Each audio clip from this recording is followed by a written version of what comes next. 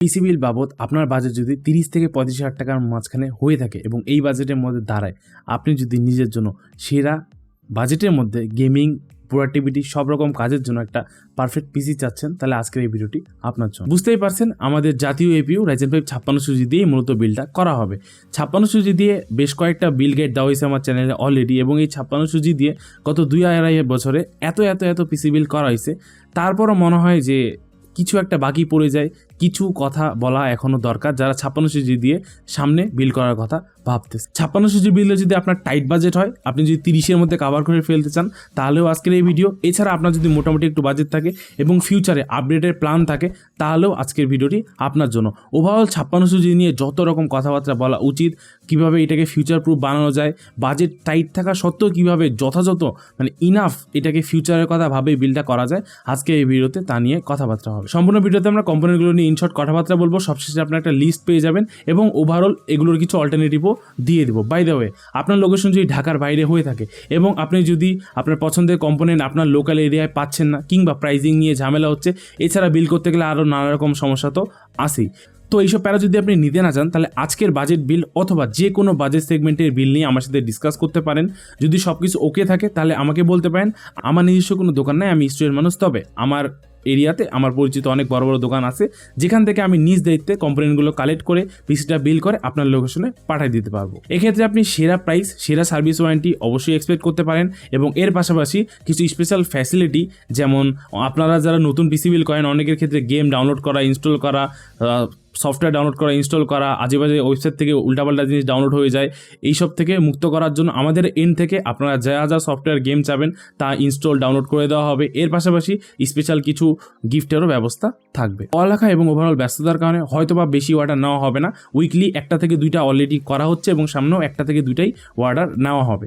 যেহেতু overall প্রসেসটার video capture করা হবে এবং আমাদের চ্যানেলে পাবলিশ করা হবে, তাই ওভারঅল আপনি এক্সপেক্ট করতে পারেন আপনার অর্ডার কনফার্ম করার 3 থেকে 7 দিনের মধ্যে আপনি পিসিটি আপনার হাতে পেয়ে যাবেন। আর কথা না বাড়ায় আমরা আমাদের কম্পোনেন্টে ঝাঁপিয়ে পড়ি। এপিইউ হিসেবে থাকছে Ryzen 5 5600G। 5600G আপনারা জানেন একদম পারফেক্ট এই বাজেটে একটা এপিইউ, ইনাফ আপনাকে গেমিং পারফরমেন্স থেকে শুরু করে ওভারঅল যত রকমের কাজ আছে এই বাজেটের দ্বারাই ইনাফ আপনাকে আউটপুট দিয়ে দিবে। এখন এই 5600G অনেক প্রাইসে অ্যাভেলেবেল দেখবেন। কেউ 11,500 10,000-এ দিচ্ছে, কেউ 12,000 14,000 15,000-এ কিনতেছে। এখানে কেউ রাইট কেউ রং না, এখানে official official box, Chinese box, বাংলাদেশে বানানো বক্স, অনেক রকমের ভেরিয়েন্ট আছে।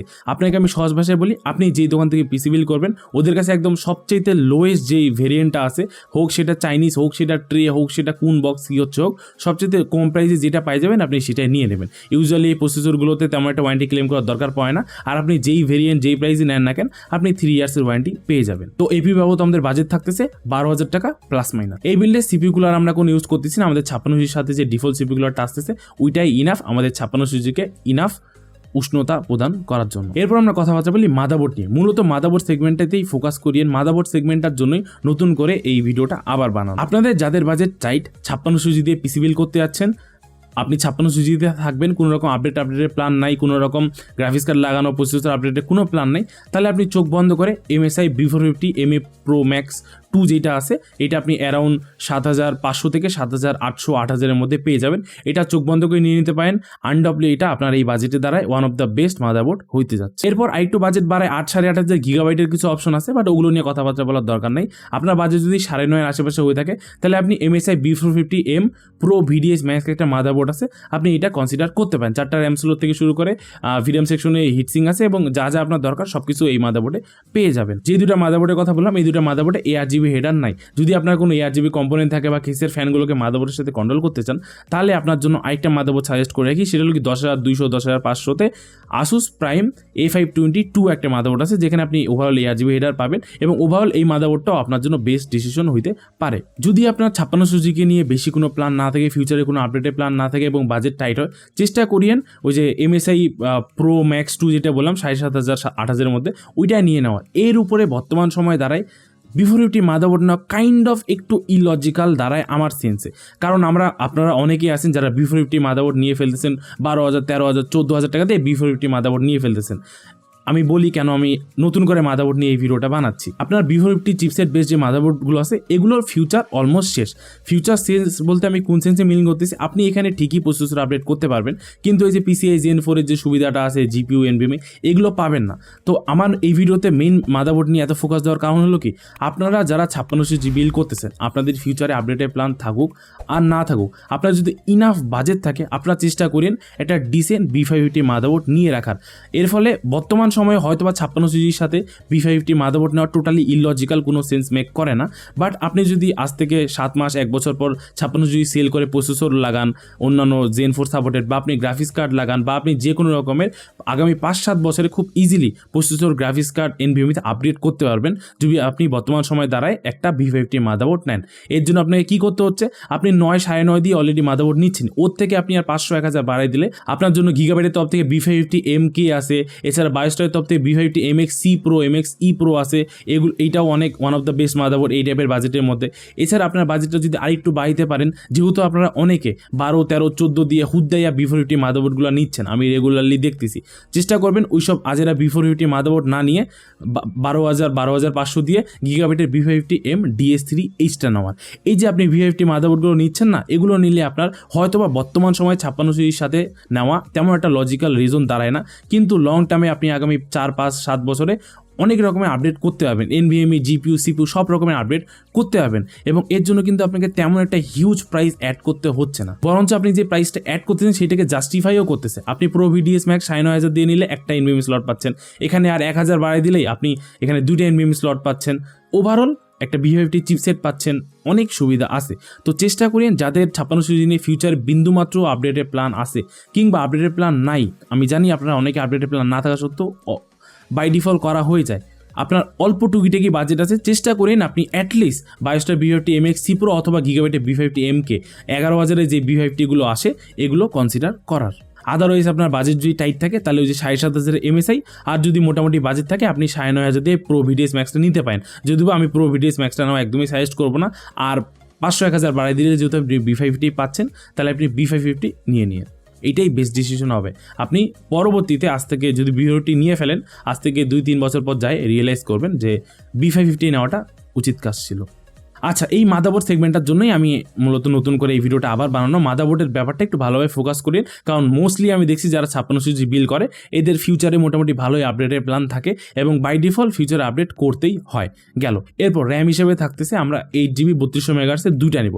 আপনাদেরকে আরও একটা কথা বলে রাখি, কারো যদি বাজেট টাইট থাকে চেষ্টা করিয়েন 5600 GB বিল্ডে অন্য কোথাও বাজেট কস্ট কাটিং করার, লাইক 512 GB NVMe না নিয়ে 256 GB NVMe নিলেন, বা কেস একটু সস্তা নিলেন, বা অন্য কোথাও কস্ট কাটিং করার চেষ্টা করি। আপনি ভুলেও বা কোন সামহাও মানি অ্যাড করে ভুলেও আপনারা 5600 GB জাস্ট 8GB র্যাম দিয়ে বিল করিয়েন না। দেখা যায় 2GB র্যাম ভেগা গ্রাফিক্স নিয়ে নেয়, বাকি 6GB দিয়ে আপনার ডে টু ডে লাইফে খুবই স্ট্রাগল করতে হবে। 5600 GB যে পোটেনশিয়াল পারফরমেন্সটা দেয় এটা 8GB যদি আপনি র্যাম নেন তাহলে খুবই অস্বস্তিকর লাগবে আপনার ইউজ করতে, সফটওয়্যার ক্র্যাশ করবে, গেম ক্র্যাশ করবে, নানা রকমের সমস্যা পাবেন। চেষ্টা করিয়েন যতই আপনার বাজেট টাইট হোক না কেন মাস্ট 16GB র্যাম নেওয়ার। আদারওয়াইজ বেশি বাজেট টাইট হলে আপাতত একটা 8 নেন, 1 মাসের মধ্যে একটা 8 লাগাই নিন। তো র্যামগুলো যদি বলি 9GB মধ্যে ফার্স্ট পার্টি থাকবে, 9GB মধ্যে one of the best RAM G Skill RIPJAWS-V, কিন্তু বর্তমান সময় এটার প্রাইসটা অনেকটা হাই হয়ে আছে, 2700 হয়ে আছে, তাই এটা নেওয়ার দরকার নেই, বাট জাস্ট বলে রাখলাম যে এটা 9GB মধ্যে ফার্স্ট পার্টিতে অলওয়েজ থাকবে। এরপর যদি 2 নম্বরে বলি কোর্সার Vengeance LPX আছে, এটা আপনি 2324 মধ্যে পেয়ে যাবেন। এছাড়া পেট্রিয়ট ভাইপার স্টিল একটা র্যাম আছে, এটা আনডাবলি সেরা, আপনি এটা টাইমিংসের দিক থেকেও ভালো। ইভেন এই র্যামটাকে যদি আপনি একটা বার হাতে ধরছেন এটার বিল কোয়ালিটি আর যে হ্যান্ড ফিল আপনি অন্য কোনো র্যাম আর পছন্দই হবে না, এটাও আপনি 2223 মধ্যে পেয়ে যাবেন। এছাড়া কিংস্টোনের ফিউরি বিস্ট তো আছেই, অথবা PNY XLR8 যাদের বাজেট অনেকটাই তারা ওইটা কনসিডার করতে পারেন। এই র্যামগুলোর মধ্যে আপনি যেটাই কনসিডার করেন আপনার উইন ডিসিশন হবে। জি স্কিলটার প্রাইস অনেক বেশি, তাই আপাতত জি স্কিল নেওয়ার দরকার নেই। হ্যাঁ, আপনি ওই পেট্রিয়ট অথবা কোর্সারের মধ্যে যে কোনো একটা চুজ করতে পারেন। এরপর আমরা যদি এই বিল্ডে NVMe নিয়ে কথাবার্তা বলি, আমরা মূলত 512GB NVMe অ্যাড করবো। 512GB NVMeগুলোর দাম বর্তমানে একটু ভালোই বেশি হয়ে আছে। 512GB NVMe অ্যাড করলে ওভারঅল বিল্ডটার বাজেট একটু বাড়ে যাবে। যাদের বাজেট টাইট আছে তারা চেষ্টা করেন আপাতত 256GB NVMe নিয়ে নেওয়ার। পরবর্তীতে যেহেতু আপনি V50 মাদারবোর্ড নিলে দুইটা NVMe স্লট পাচ্ছেন, পরবর্তীতে প্রয়োজনে NVMe আপডেট করা যাবে যদি কারো বাজেট টাইট থাকে। NVMe হিসেবে আমরা ফার্স্ট অপশন রাখবো টিম গ্রুপে MP33 Pro। এটা আনডাব্লিউ বেস জেন 3 NVMe এর মধ্যে পড়বে। রিড স্পিড 3500 মতো পাবেন, রাইট স্পিড 3000 এর মতো পাবেন, যদি অফিসিয়াল ওয়েবসাইটে কম ক্লেম করা আছে, বাট আপনি এরকমই পাবেন। সেকেন্ড অপশন হিসেবে আপনি রাখতে পারেন লেক্সার NM620। থার্ড অপশন হিসেবে রাখতে পারেন আপনি HP Ex900 Plus অথবা SRFA 100। এই চারটার মধ্যে আপনি যেটাই পিক করেন আপনার জন্য উইন উইন ডিসিশন হবে এবং সবগুলো 512GB ভেরিয়েন্ট অ্যারাউন্ড 5000 প্লাস মাইনাসের মধ্যেই পেয়ে যাবেন। এছাড়া আপনাদের যদি কারো এক্সট্রা স্টোরেজের দরকার পড়ে, ভুলেও নতুন হার্ড ডিস্ক নেওয়া আমি বর্তমান সময় সাজেস্ট করি না, ও কারণে টাকা নষ্ট আমার মনে হয়। আপনারা যেই সব থেকে পিসি বিল করবেন তাদের কাছে কাইন্ড অফ ইউজ বা রিফাবরিশ হার্ড ডিস্কগুলো পাওয়া যায়। 500GB 700 থেকে 800 টাকা নেবে এবং 1000GB 1300 থেকে 1500 টাকার মতো নেবে। এরপর আমরা পাওয়ার সাপ্লাই নিয়ে কথাবার্তা বলি। এখানেও একটু ব্রড ডিসকাশন আনতে হবে। আপনাদের মধ্যে যাদের বাজেট টাইট এবং 5600G নিয়ে ফিউচারে তেমন একটা প্ল্যান নাই, আপনাদের জন্য 300 ওয়াট 350 ওয়াটে পাওয়ার সাপ্লাই হলে একদম ইনাফ। ইউজুয়ালি দেখা যায় 5600G রান করার জন্য একদম মিনিমাম যদি বলেন 200 ওয়াট পাওয়ার সাপ্লাই নিলেও আপনারা সুন্দরভাবে পার করে দিতে পারবেন, বাকি কম্পোনেন্টের উপর যদি ওভারঅল তেমন একটা প্রেশার না থাকে। বাট একদম ডিসেন্ট অপশন হলো কি 350 ওয়াট একটা পাওয়ার সাপ্লাই, যদি একে নিয়ে আপনার ফিউচারে কোনো প্ল্যান না থাকে এবং বাজেট টাইট। সেক্ষেত্রে আপনি একদম কম বাজেটের মধ্যে রিভেঞ্জারে VP 350 ওয়াট নিতে পারেন। এটা বাজেট দাম কম বলে যে খারাপ এমনটা না, এটা দিয়ে অনেকগুলো বিল করা হয়েছে, 2 ইয়ার্সের ওয়ারেন্টি আছে, কারো কোনো রকম কমপ্লেন নেই। ইনশাল্লাহ আপনি খুব ভালোভাবে এগুলো আপনার মৃত্যু পর্যন্ত এই পাওয়ার সাপ্লাই চলে যাবে ইনশাল্লাহ। এছাড়া আপনি আরেকটু বাজেট বাইরে ভ্যালু টপে বেশ কয়েকটা অপশন দেখতে পাবেন। আমি এক্সাক্ট ওদের মডেলগুলো খুব ঝামেলার, আমি পিক অ্যাড করে দেওয়ার চেষ্টা করব। আপনি 2000, 2200, 2500 মধ্যে ভ্যালু টপের বেশ কিছু মডেল দেখতে পাবেন 350 ওয়াট 400 ওয়াটের, আপনি ওগুলো কনসিডার করতে পারেন। কিংবা আপনি 2500, 2600 মধ্যে অ্যান্টেকের মেটা 350 ওয়াট একদম বেস্ট অপশন, এটা কনসিডার করতে পারেন যদি আপনার মোটামুটি বাজেট থাকে। আর এছাড়া যদি আপনার 5600G নিয়ে খুব সুন ফিউচার প্ল্যান থাকে যে আপনি 5-7 মাসে এটা সেল করে দিয়ে আপনি CPU চেঞ্জ করবেন বা GPU লাগাবেন, তাহলে আপনি ডিসেন্ট পাওয়ার সাপ্লাই হিসেবে 450 ওয়াটে নিয়ে রাখতে পারেন কিংবা 550 ওয়াটের নিয়ে রাখতে পারেন। 550 ওয়াট বা 450 ওয়াট নিলে আপনার দেখা যাবে যে অন অ্যান অ্যাভারেজ আপনি আন্ডার 30K যেই GPU লাগান না কেন ভবিষ্যতে আপনার এই পাওয়ার সাপ্লাই দিয়ে কাজ হয়ে যাবে ইনশাল্লাহ 450 ওয়াট 550 ওয়াটের মধ্যে। সেক্ষেত্রে আপনি কোর্সারি CV নিতে পারেন বা অ্যান্টেকের CSK নিতে পারেন বা অ্যান্টেকের অ্যাটম নিতে পারেন অথবা FSP হাইড্রো K নিতে পারেন। এরপর আমরা যদি কেসিং নিয়ে কথাবার্তা বলি, সহজভাবে কেসিং টোটালি আপনার চয়েস।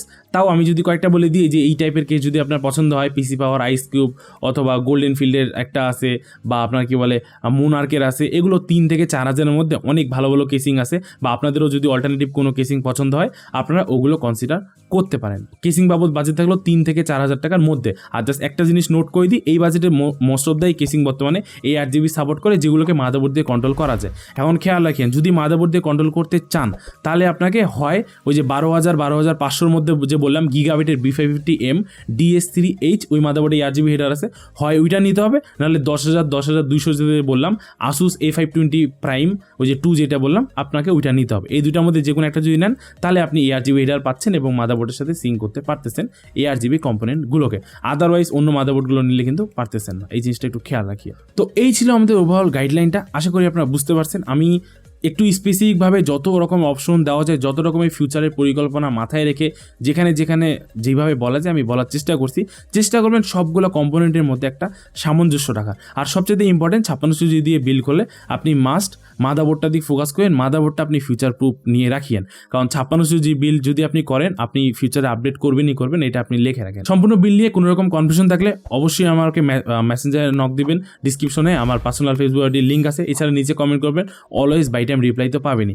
আর কেউ যদি আমার এন থেকে পিসি বিল কয়েন নিতে চান তাহলে হোয়াটসঅ্যাপ নাম্বারে নক দেন, ওভারঅল ডিসকাশন হবে, সব কিছু ওকে থাকলে 3 থেকে 7 দিনের মধ্যে কনফার্ম করার পর আপনি পিসিটি আপনার হাতে পেয়ে যাবেন ইনশাল্লাহ। নিজের খেয়াল রাখবেন, পরিবারের খেয়াল রাখবেন। আসসালাম।